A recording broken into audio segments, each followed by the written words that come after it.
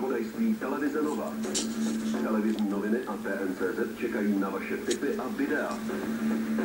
Volejte 233 100 233 nebo své náměty posílejte na adresu zprávy@tn.cz. Víte, že existuje myčka i na psy? My jsme ji dnes natočili a vy se teď můžete podívat, jak funguje. Už teď vám ale prozradím, že žádnému pejskovi se tam rozhodně nic nestane.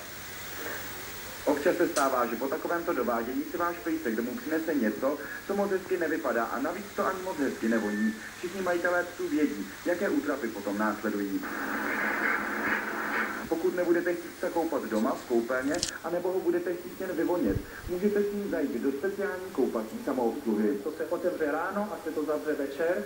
Během dne to tady není třeba nikdo obsloužit, protože všechno se vede přes automaty, všechno jednoduchý. A jak to funguje? Nejdříve musíte do automatu naházet drobné nebo tam dát papírové peníze a pak už může vše začít. Nejprve pořádně vydezinfikovat sprchový kout, potom nahnat vašeho miláčka dovnitř a pak už je jen na vás, co všechno mu dopřejete.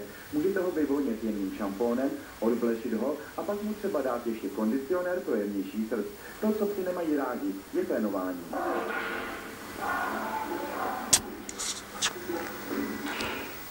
Dobrý večer,